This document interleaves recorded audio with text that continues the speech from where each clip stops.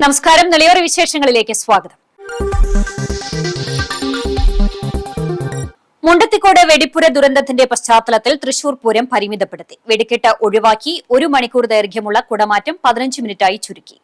വെടിപ്പുര ദുരന്തത്തിന് പിന്നാലെ ഇത്തവണത്തെ പൂരം എങ്ങനെ നടത്തുമെന്ന് ആലോചിക്കാനായി സർക്കാർ വിളിച്ച യോഗത്തിന്റേതാണ് തീരുമാനം. കൊപ്പം മാമയൂരിൽ പൂട്ടിയിട്ട വീട് കുത്തി തുറന്ന് മോഷണം. വീട്ടുകാർ 1 മാസമായി ഗോവയിലാണ്. കൊപ്പം ആമയൂരിൽ വീട് കുത്തി തുറന്ന് മോഷണം. കൊട്ടാരത്തിൽ ജനാർദ്ദന്റെ വീട്ടിലാണ് മോഷണമുണ്ടായത്. എന്നാൽ കാര്യമായൊന്നും മോഷണം പോയിട്ടില്ല. ജനാർദ്ദനും കുടുംബവും കഴിഞ്ഞ 1 മാസമായി ഗോവയിലാണ്. വീട് പൂട്ടിപ്പോയതായിരുന്നു. രാവിലെ പുറംപണിക്കാരൻ വന്ന് നോക്കിയപ്പോഴാണ് ഔട്ട് ഹൗസിന്റെ വാതിൽ തുറന്നു കിടക്കുന്നത് കണ്ടത്. തൊട്ടടുത്ത വീട്ടിലെ തേങ്ങപൊളി യന്ത്രവും മഴുവുമെല്ലാം ഇവിടെ കണ്ടെത്തുകയും ചെയ്തു. തുടർന്ന് സമീപത്തുള്ള കുടുംബക്കാരെ വിവരം അറിയിക്കുകയായിരുന്നു. അവർ വന്നു നോക്കിയപ്പോഴാണ് വീടിന്റെ മുന്നിലെ വാതിൽ തകർത്ത നിലയിൽ കണ്ടത്. മുറികളിലെ അലമാരകളും മേശകളും തുറന്ന സാധനങ്ങൾ വലിച്ചു വാരിട്ട നിലയിലാണ്. വിലപിടിപ്പുള്ളതൊന്നും നഷ്ടം പോയിട്ടില്ലെന്നാണ് പ്രാഥമിക നിഗമനം. വീട്ടുകാർ തിരിച്ചെത്തി പരിശോധിച്ചാൽ മാത്രമേ എന്തെങ്കിലും നഷ്ടമായിട്ടുണ്ടോ എന്നത് അറിയാനാകൂ.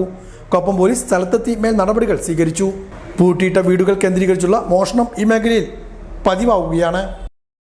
ഞാൻ രാവിലെ വന്നിട്ട് ഇത് നനക്കാൻ വേണ്ടി വന്നതാണ്. നനക്കാൻ വേണ്ടി വന്നിട്ട് ഇവിടെ മുറ്റം നടിക്കാൻ വേണ്ടി അവിടെ ചൂല് എടുക്കാൻ വേണ്ടിയിട്ട് അങ്ങോട്ട് ചെന്നപ്പോൾ ആ കയ്യാല റൂം തുറന്നു കിടക്കുന്നുണ്ട്. അങ്ങനെ അടുത്ത വീട്ടിലുള്ള മോനേട്ടനെ വിളിച്ചു. അയാൾ അഞ്ചനാണ്. അയാളെ വിളിച്ചിട്ട് ഇങ്ങോട്ട് വന്നപ്പോൾ അയാൾ പറഞ്ഞു ഉമ്മർത്തൊന്ന് നോക്കി നോക്കാറുണ്ട്. ഉമ്മർത്ത് നോക്കുമ്പോൾ അതും തുറന്നു കാണാണ്ട്. അപ്പൊ ഞാൻ പിന്നെ നേരെ കാരണോലും അപ്പുറത്തുണ്ട് അവിടെ പോയിട്ട് പറഞ്ഞു. എന്നിട്ട് അപ്പൊ അയാള് വിവരങ്ങളൊക്കെ പറഞ്ഞു. പോലീസിന് വിവരം അറിയിച്ചു. അപ്പൊ അതൊക്കെ തുറന്നിട്ടുക്കണു. ഒക്കെ അടുത്ത് പുറത്തേക്ക് ഇട്ടുക്കണു. പൂട്ട് പൊളിച്ചിട്ടു. അൽമാറകളുടെ പൂട്ടൊക്കെ പൊളിച്ചിട്ടു. എല്ലാം പൊളിച്ചിട്ടുണ്ട്. ഒക്കെ പുറത്ത് കിട്ടുന്നു. തുണികളൊക്കെ സാധനങ്ങളൊക്കെ അടുത്ത് പുറത്ത് കിട്ടും. തൃശൂരിലെ വെടിക്കെട്ട് അപകടത്തിൽ മരിച്ച മുതുതല കോഴിക്കോട്രി സ്വദേശി പ്രവീണിന്റെ മൃതദേഹം നാട്ടിലെത്തിച്ച് സംസ്കരിച്ചു. കഴിഞ്ഞ ദിവസം രാത്രിയോടെയാണ് മൃതദേഹം നാട്ടിലെത്തിച്ചത്. തൃശൂർ മുണ്ടത്തിക്കോട് വെടിക്കെട്ട് അപകടത്തിൽ ഗുരുതരമായ പൊള്ളലേറ്റ് ചികിത്സയിലായിരുന്ന മുതുതല കോഴിക്കോട്രി പാറപ്പുറം കൂളിക്കുന്നുപറമ്പിൽ പ്രവീൺ കഴിഞ്ഞ ദിവസമാണ് മരണത്തിന് കീഴടങ്ങിയത്. ഗുരുതരമായ പരിക്ക് പറ്റിയ പ്രവീൺ വെന്റിലേറ്ററിൽ ചികിത്സയിലായിരുന്നു. കഴിഞ്ഞ ദിവസം ഉച്ചയോടെയായിരുന്നു മരണം. തുടർന്ന് രാത്രിയോടെ മൃതദേഹം പോസ്റ്റ്മോർട്ടത്തിന് ശേഷം വീട്ടിലെത്തിച്ചു.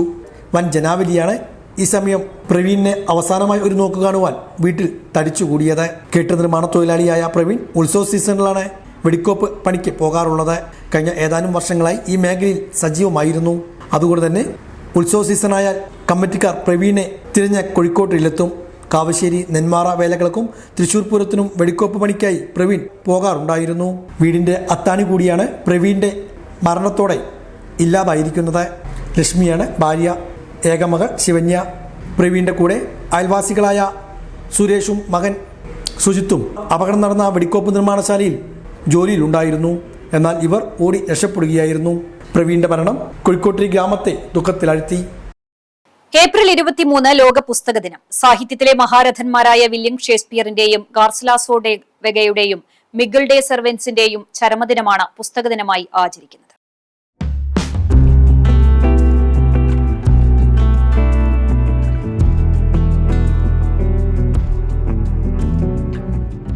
പുസ്തകങ്ങളെയും സാഹിത്യകാരന്മാരെയും ആദരിക്കാനുള്ള അവസരമാണ് പുസ്തക ദിനം നൽകുന്നത്. ഏറെക്കാലമായി വായന മരിക്കുന്നുവെന്ന വിലാപമുയരുന്ന ഇക്കാലത്ത് പുസ്തക ദിനാചരണത്തിലൂടെ സാംസ്കാരികമായ മൂല്യത്തെ ഉയർത്തിപ്പിടിക്കുകയാണ്. ഓരോ പുസ്തകങ്ങളും ഓരോ വായനയും വായനക്കാരന് നൽകുന്നത് നമുക്ക് ചുറ്റുമുള്ള നാം ഇതുവരെ അനുഭവിച്ചിട്ടില്ലാത്ത വ്യത്യസ്തങ്ങളായ ലോകങ്ങളിലൂടെയുള്ള സഞ്ചാരമാണ്. അത് സ്വയം നവീകരിക്കാനുള്ള വഴിയായി മാറുന്നു. പുതിയ കാലം ഈ വായനയുടെ കാലം കൂടിയാണ്. അങ്ങനെ വായന പുതിയ തലത്തിലേക്ക് വഴിമാറിക്കഴിഞ്ഞു. ഇ ബുക്കുകൾക്ക് ഇതര ഭാഷകളിൽ എന്ന പോലെ മലയാളത്തിലും ആവശ്യക്കാർ ഏറെയാണ്. ആശയവിനിമയത്തിന്റെ ഉറവിടവും വിജ്ഞാനത്തിലേക്കുള്ള വഴിയും പുസ്തകങ്ങൾ സൃഷ്ടിക്കുന്നു. മൂല്യമുള്ള പുസ്തകങ്ങൾ വിതരണം ചെയ്യുകയും സംരക്ഷിക്കുകയും ചെയ്യേണ്ടത് കാലഘട്ടത്തിന്റെ ആവശ്യമാണ്. വായന മരിക്കുന്നുവെന്ന വിമർശനത്തിനിടയിലും ലോകമെങ്ങും പുസ്തകം വാങ്ങുന്നവരുടെ എണ്ണം വർദ്ധിക്കുകയാണ്. നമ്മുടെ മലയാളത്തിൽ പോലും വായനക്കാർ വർദ്ധിക്കുകയാണെന്നാണ് കണക്കുകൾ നൽകുന്ന സൂചന. വായന മരിക്കുന്നുവെന്ന് പറയുമ്പോഴും പുസ്തക വിൽപ്പനയിൽ വലിയ മുന്നേറ്റമാണ് ഉണ്ടായിരിക്കുന്നതെന്ന് Kunnamkulam taluk library council secretary Valsan Parannur പറഞ്ഞു. കൂടാതെ ഒരുപാട് ചെറുസംഘങ്ങൾ, പുസ്തക ചർച്ചാവേദികൾ, ഗ്രൂപ്പുകൾ എല്ലാം തന്നെ കേരളത്തിൽ എല്ലായിടത്തും പുതിയ കാലഘട്ടത്തിൽ രൂപപ്പെടുന്നു എന്നുള്ളത് ഏറെ സന്തോഷകരമായിട്ടുള്ള പ്രവർത്തനമാണ്. ഒരുപക്ഷെ വായനശാലകളിൽ വരുന്ന ആളുകളുടെ എണ്ണത്തിൽ കുറവുണ്ടായിരിക്കാം. അതേസമയം തന്നെ വ്യക്തികേന്ദ്രീകൃതമായിട്ടുള്ള വായനകൾ, പുസ്തകങ്ങൾ സ്വയം വാങ്ങി വായിക്കുന്ന ഒരു പ്രക്രിയ വളരെ കൂടുതലാണെന്നും വത്സൻ കൂട്ടിച്ചേർത്തു.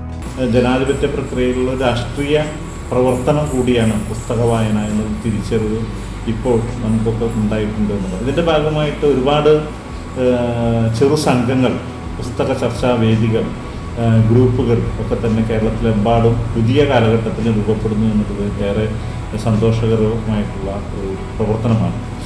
പൊതുവെ ആളുകൾ പറയും ആരാണ് വായിക്കുന്നത്, വായന മരിക്കുകയാണ് എന്നൊക്കെ തന്നെ പൊതുവെ എല്ലാവരും പ്രസംഗങ്ങളിലൊക്കെ തന്നെ സൂചിപ്പിക്കുന്ന നമ്മൾ പലപ്പോഴും ശ്രദ്ധിച്ചിട്ടുണ്ട്. പക്ഷെ സത്യത്തിൽ വ്യക്തിപരമായിട്ടുള്ള വായന ഒരുപക്ഷെ വായനശാലകളിൽ വന്നിട്ടുള്ള ആളുകളുടെ എണ്ണത്തിൽ കുറവുണ്ടായിരിക്കാം, ഇല്ല എന്ന് പറയുന്നുണ്ട്. അതേസമയം തന്നെ വ്യക്തികേന്ദ്രീകൃതമായിട്ടുള്ള വായനകൾ, പുസ്തകങ്ങൾ സ്വയം വാങ്ങി വായിക്കുന്ന ഒരു പ്രക്രിയ വളരെ കൂടുതലാണ്.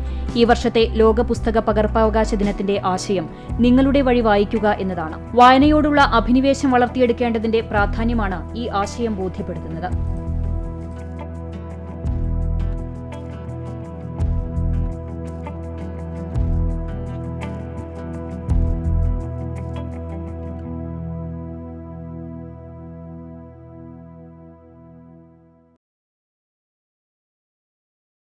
കണ്ണൂരിൽ ആത്മഹത്യ ചെയ്ത നിധിൻ രാജിന്റെ മരണത്തിനിടയാക്കിയ ഉത്തരവാദികളെ അറസ്റ്റ് ചെയ്യണമെന്നാവശ്യപ്പെട്ട് പട്ടാമ്പിയിൽ പട്ടികജാതി ക്ഷേമ വകുപ്പിന്റെ പ്രതിഷേധം, പ്രകടനവും പൊതുയോഗവും സംഘടിപ്പിച്ചു.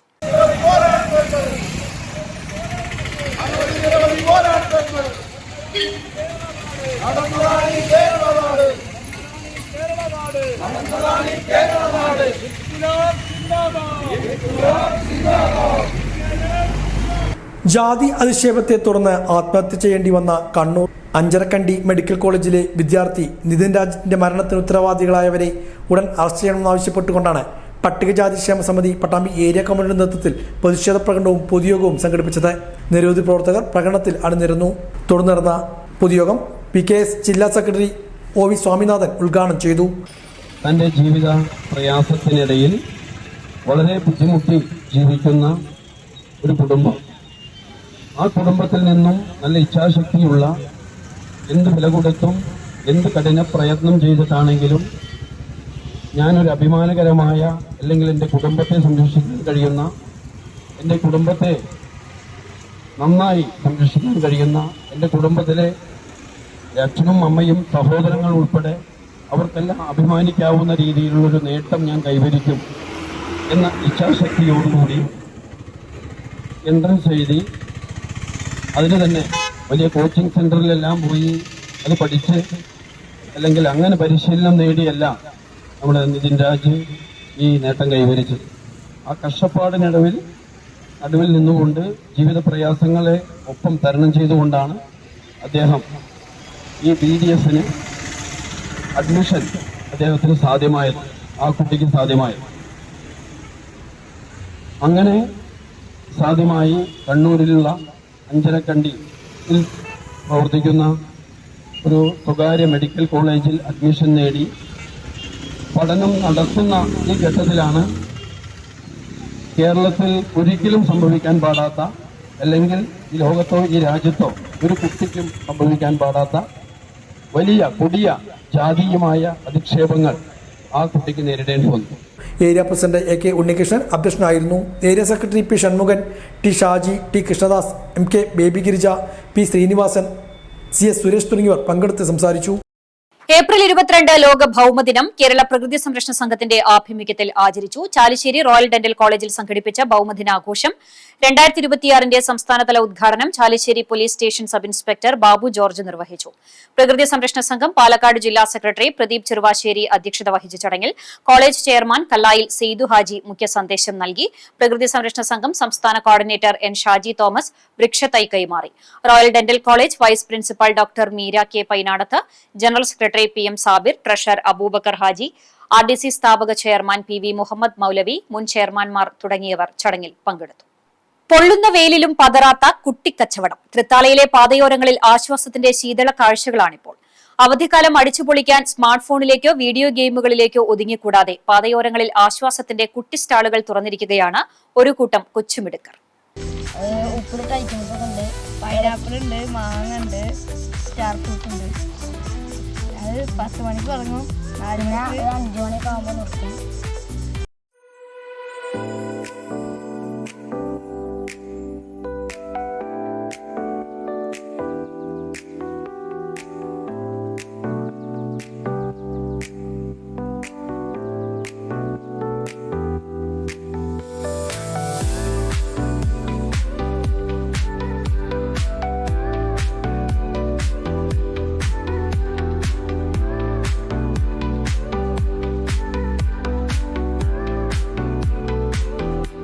-40°C മുകളിൽ തൃത്താലയുടെ മണ്ണ് വേനൽ ചൂടിൽ വെന്തുരുകുമ്പോൾ വഴിയാത്രക്കാർക്ക് കുളിർമയേകുന്നത് ഈ കൊച്ചു സംരംഭകരാണ്. തൃത്താല കൂറ്റനാട് റോഡിലെ കോടനാട് സ്റ്റോപ്പ്, ചാലുശ്ശേരി പള്ളി സ്കൂൾ പരിസരം, ചാലുശ്ശേരി GLP സ്കൂൾ പരിസരം എന്നിവിടങ്ങളിലെല്ലാം മരത്തണലുകൾ ഇന്ന് ഈ കുട്ടിക്കച്ചവടക്കാരുടെ സാമ്രാജ്യമാണ്. ഉപ്പിലിട്ട മാങ്ങയും പൈനാപ്പിളും ക്യാരറ്റും മുതൽ നാവിൽ കൊതിയൂർന്ന തണ്ണിമത്തൻ ജ്യൂസ് വരെ ഇവിടെ റെഡിയാണ്. വെറും 10 രൂപയ്ക്ക് ഒരു ഗ്ലാസ് തണ്ണിമത്തൻ ജ്യൂസ് നൽകുമ്പോൾ കിട്ടുന്നത് ലാഭത്തെക്കാളുപരി തളർന്നെത്തുന്ന വഴിയാത്രക്കാരുടെ സംതൃപ്തിയാണ്. തണ്ണിമത്തൻ ജ്യൂസിന് 10 രൂപയും പൈനാപ്പിളിനും ക്യാരറ്റിനും 5 രൂപയും മാങ്ങയ്ക്ക് 10 രൂപയുമാണ് ഇവരുടെ വിലവിവര പട്ടിക. കച്ചവടം കുട്ടികളുടേതാണെങ്കിലും കാര്യങ്ങളെല്ലാം പ്രൊഫഷണൽ രീതിയിലാണ്.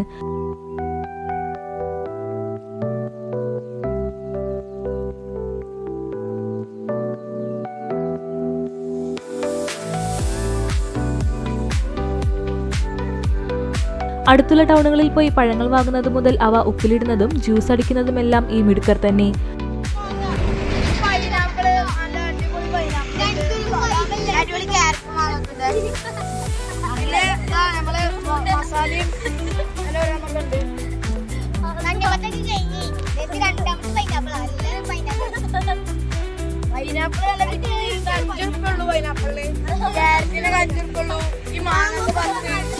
ചൂട് കടക്കുന്നതുകൊണ്ട് തന്നെ പലയിടങ്ങളിലും ഉച്ചയ്ക്ക് മുൻപേ തന്നെ ഇവരുടെ സ്റ്റോക്ക് തീർന്നു പോകുന്ന കാഴ്ചയുമുണ്ട്. കച്ചവടത്തിനിടയിലും കളിച്ചിരികൾക്കും വിനോദങ്ങൾക്കും ഇവർ സമയം കണ്ടെത്തുന്നു. കഠിനമായ വേനൽ ചൂടിനെ പോലും അതിജീവിച്ച അധ്വാനത്തിന്റെ പാഠങ്ങൾ പഠിക്കുന്ന ഈ കുട്ടിക്കൂട്ടം നാളെയുടെ വലിയ സംരംഭകരാകുമെന്ന കാര്യത്തിൽ സംശയമില്ല.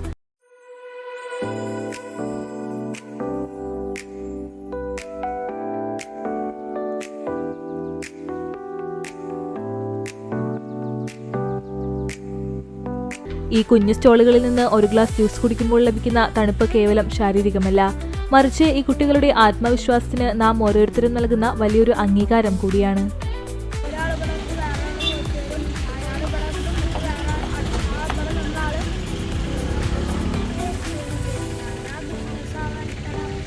ക്ഷണിക്കാതെ എത്തിയ 2 അതിഥികൾ ഒരു കുടുംബത്തിന് അതിരില്ലാത്ത സന്തോഷമായി മാറിയിരിക്കുകയാണ്. ആറങ്ങോട്ടുകരയിൽ നിന്നാണ് ഈ കാഴ്ച.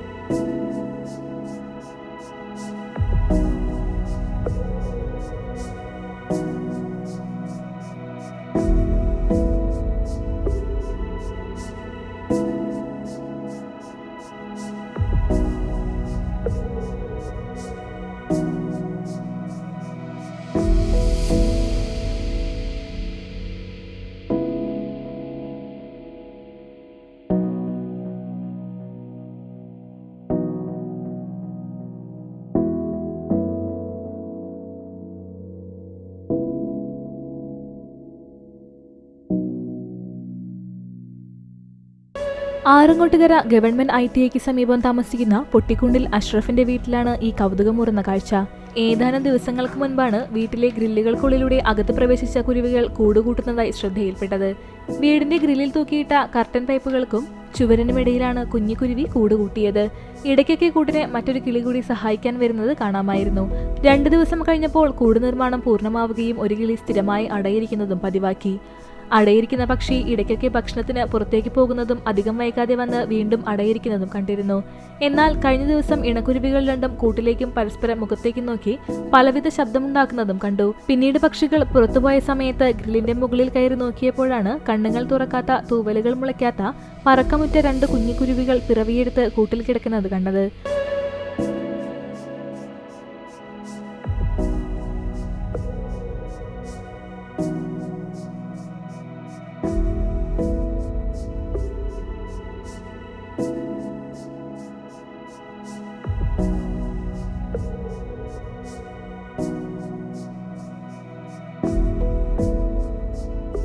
കുരുവി കുഞ്ഞുങ്ങളുടെ ശബ്ദമൊന്നും പുറത്തേക്ക് കേട്ടു തുടങ്ങിയിട്ടില്ല എങ്കിലും ഇപ്പോൾ അമ്മ കുരുവി പുറത്തുപോയി കുഞ്ഞുങ്ങൾക്കുള്ള ഭക്ഷണവുമായി വന്ന് 2 പേർക്കും കൊക്കിലൂടെ പകർന്നു കൊടുക്കുന്നതും ഒപ്പം പലവിധ ശബ്ദങ്ങളാൽ തന്റെ കുഞ്ഞുങ്ങളെ വാത്സല്യത്തോടെ കൊഞ്ചിക്കുന്നതും കൗതുകകരമായ കാഴ്ചയാണ്. ഈ കാഴ്ച കാണാൻ അയൽപക്കത്തുള്ള കുട്ടിക്കൂട്ടവും എത്തുന്നുണ്ട്. സാധാരണ ജനവാസമുള്ള വീടുകളിലോ പരിസരത്തോ പക്ഷികൾ കൂടുകൂട്ടാറില്ല എന്ന് പറയപ്പെടുന്നു. പ്രാദേശിക മാധ്യമപ്രവർത്തകൻ കൂടിയായ അഷ്റഫ് ദേശമംഗലത്തിന്റെ വീട്ടിൽ ഭാര്യയും മകനും 6 മാസം പ്രായമുള്ള പേരക്കുട്ടിയുമാണുള്ളത്. അവിടേക്കാണ് അതിഥികളായി കുരുവി കുടുംബം കൂടി വന്നിരിക്കുന്നത്. വീട്ടിലെ വിശാലമായ സിറ്റൗട്ടിൽ എപ്പോഴും ആളുകളും വർത്തമാനവുമായിരിക്കും. എന്നാൽ അതൊന്നും കുരുവി കുടുംബത്തിന് ഒരു ശല്യമാവാതിരിക്കാൻ വളരെ ശ്രദ്ധിച്ചിരുന്നു. ഇനി കുഞ്ഞുങ്ങൾക്ക് ചിറകുമുളയ്ക്കുന്നതോടെ അവ അമ്മക്കിളിയോടൊപ്പം പറന്നു പോകുമെന്നും അതുവരെ പൂച്ചകളുടെയോ മറ്റു ജീവികളുടെയോ ശല്യമില്ലാതെ ഈ കുടുംബത്തെ പരിപാലിക്കേണ്ട ഉത്തരവാദിത്തം തങ്ങൾക്കുണ്ടെന്നുമുള്ള ഉറച്ച വിശ്വാസത്തിലാണ് അഷ്റഫിന്റെ കുടുംബം.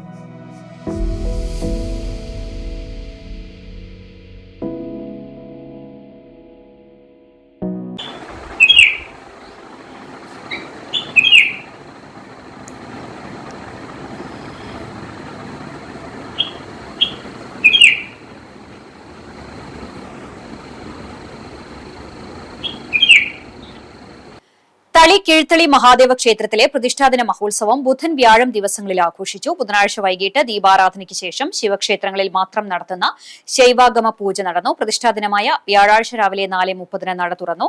തുടർന്ന് ഗണപതി ഹോമം, ഉഷപൂജ, ചതുശുദ്ധി, ധാര, പഞ്ചഗവ്യം തുടങ്ങി ബിംബശുദ്ധി കലശപൂജകളും കലശാഭിഷേകവും 25 കലശപൂജയും ഉണ്ടായി. 7-ന് പ്രഭാത ഭക്ഷണവും ഒരുക്കിയിരുന്നു. തുടർന്ന് കറുകപ്പുത്തൂർ ജയകുമാറിന്റെയും സംഘത്തിന്റെയും മേളവും ഉണ്ടായി. 9:30 ഉച്ചപൂജ, 25 കലശാഭിഷേകം, തുടർന്ന് 11:30 മുതൽ പ്രസാദ ഊട്ടും നടത്തി. വൈകിട്ട് ദീപാരാധനയ്ക്ക് ശേഷം വീരനാട്യം, തിരുവാതിരക്കളി, കോൽക്കളി, ഭക്തിഗാനസുധ തുടങ്ങിയവ അരങ്ങേറി. 2 ദിവസങ്ങളിലും രാത്രി 9-ന് ലഘുഭക്ഷണവും ഉണ്ടായിരുന്നു.